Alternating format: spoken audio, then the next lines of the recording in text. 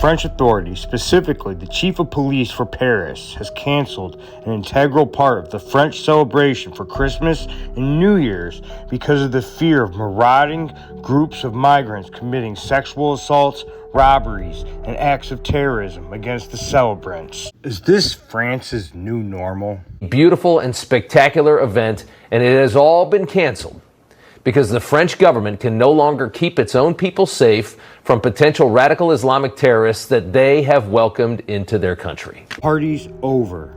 Paris. Fearful French cancel New Year's Eve concert on Champs-Élysées as migrant violence grows. The normally proud and defiant French are waving the white flag in the face of migrant terror. Paris has shockingly decided to dim the lights on its annual New Year's Eve fete along the iconic Champs-Élysées.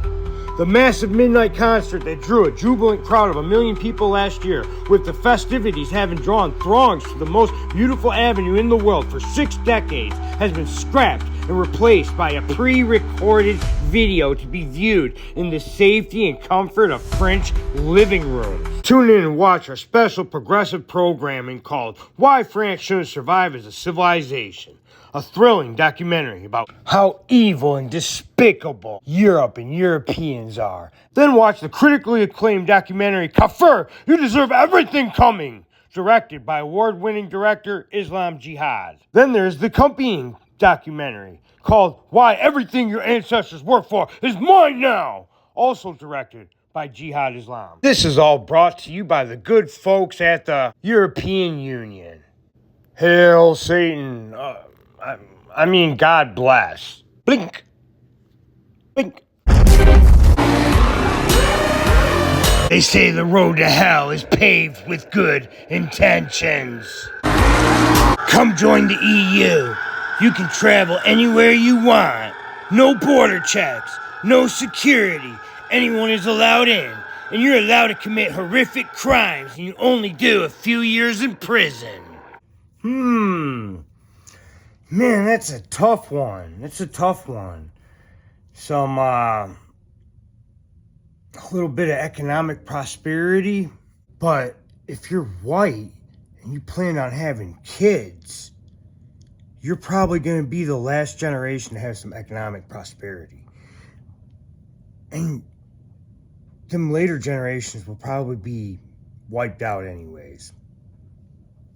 Fireworks will still illuminate the Arc de Triomphe, can't do French, when the clock strikes 12, but with the officials urging revelers to watch on television rather in person, the soirée. Man, I just do not have a very good mouth for French. Although I always love French kissing. Will be a far cry from the famed French Giuseppe Vive of years past. The famed avenue has become a flashpoint of violence lately, with throngs of young, mostly Muslim migrants streaming in from Paris's infamous suburbs at night, looking for trouble, looking to loot stores, to brawl with Parisians and police.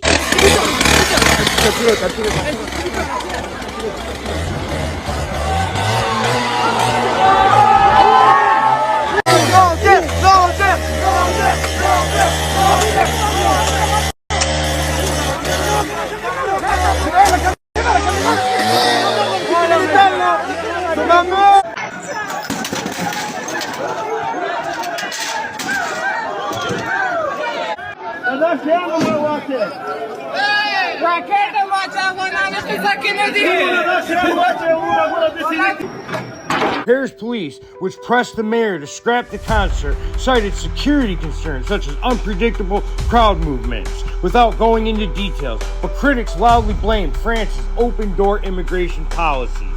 I think it's pretty safe to say that we can pin this one on France's open-door immigration policies, right? Let's look at who's committing the crimes. Them. So, who let them in? The left, center right, moderates. So, who's to blame?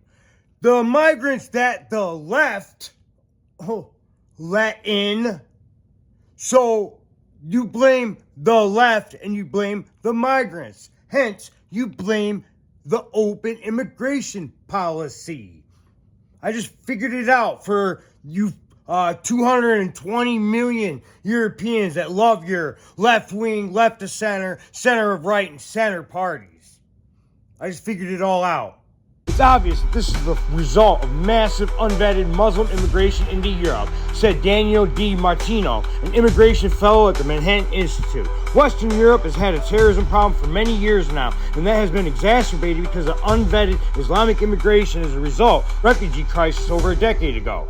Even open-air Christmas markets are being treated as high-risk targets by France's Interior Minister. Terrorists have struck 7 European Christmas markets since 2014, 3 in France and 4 in Germany, all carried out by men of Muslim or Middle Eastern backgrounds.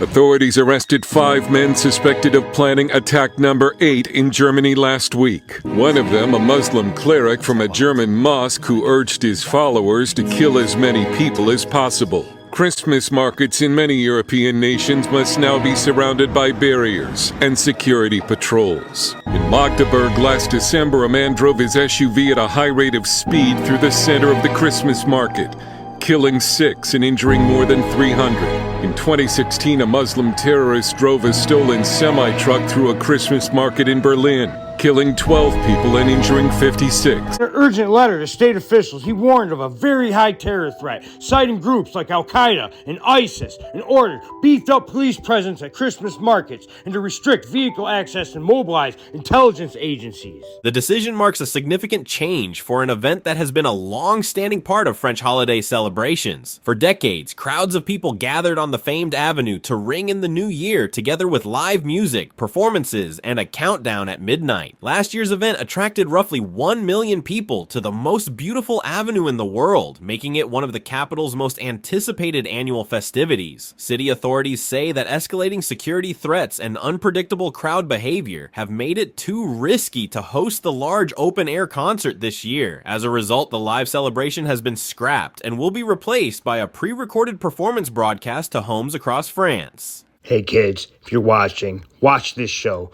Don't listen to your parents. Christmas is bad. Jesus is bad. Being French is terrible. Shame on you! Shame on you!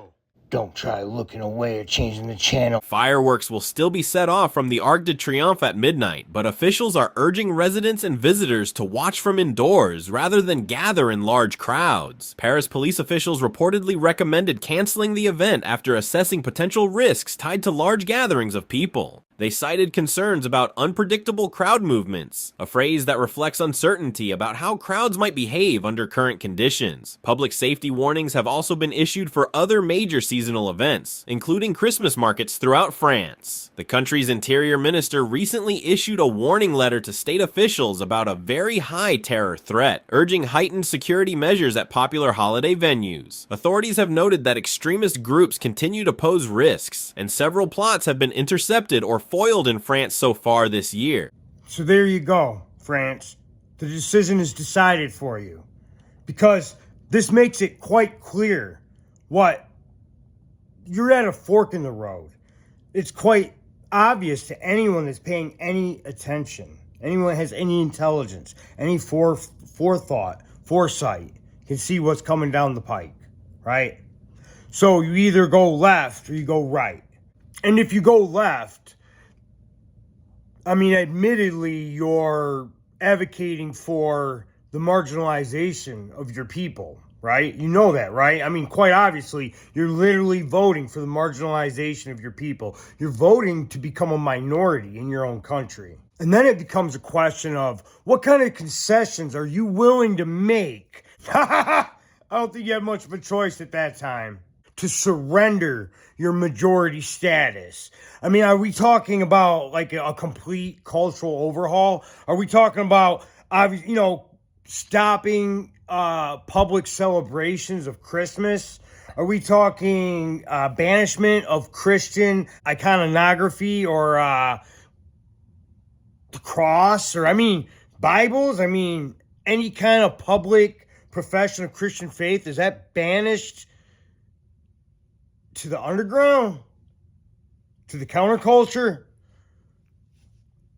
And then you got to ask yourself, so as they grow in numbers and your minority decreases and you're high-fiving and playing grab ass with your Muslim friends, about the demise of Christianity or the marginalization of Christianity.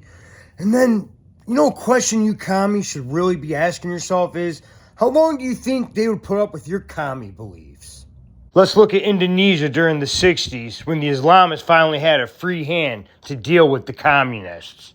The image is indeed a powerful and haunting reminder of the atrocities that took place during the Indonesian communist genocide in 1965. Between 500,000 and 1 million people were eliminated in just months. The Rubber Workers Union was communist-run, so after the coup, many of them were killed or imprisoned.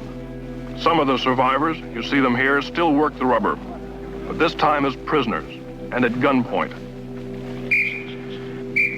The different islands deal with the communist survivors in various ways. In some camps, they are starved to death or released periodically to be killed by the local citizens. Ted Yates, NBC News, reporting. They didn't fare that well in Indonesia. I wonder how they fared in Afghanistan.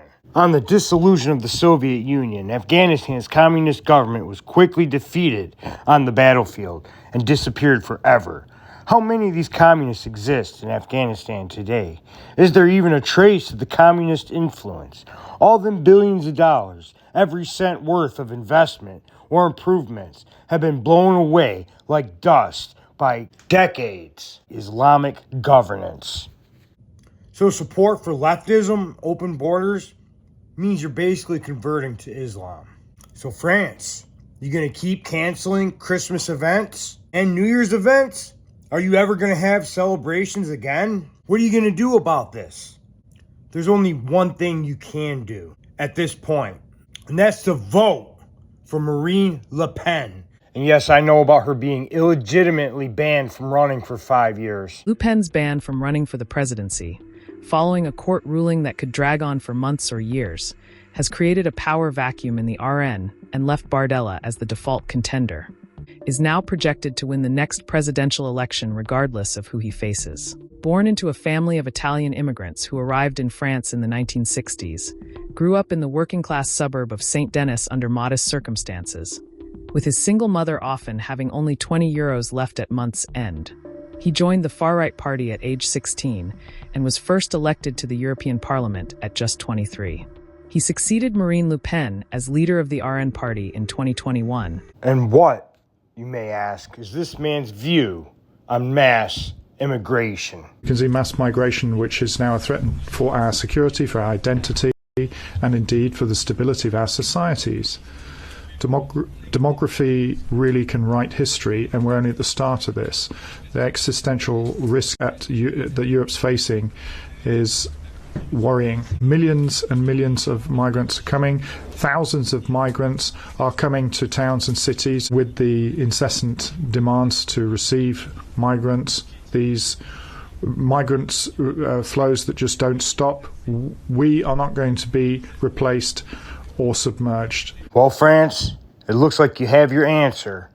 Hopefully he can be everything that France needs in this time of crisis.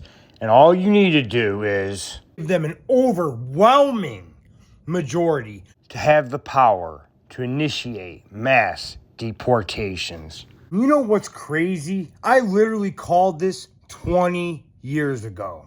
My prison journal, 2005, November 13th. In France, there's been ongoing rioting among the poorer Muslim North African neighborhoods for about 15 or 16 nights. The riot was touched off by the deaths of 2 young Muslims who were running from the police and took refuge inside an electrical transformer building. They died of electrocution, obviously. Also, a lack of assimilation and a high unemployment rate has attributed to the violence, according to the immigrant community. This enrages me. Muslims around the world seem to expect everything handed to them. Who are these assholes to think that they can immigrate to a European country, then demand jobs? I hope the French can grow a backbone and deal with these Arab usurpers and invaders, or else France will soon cease to be French.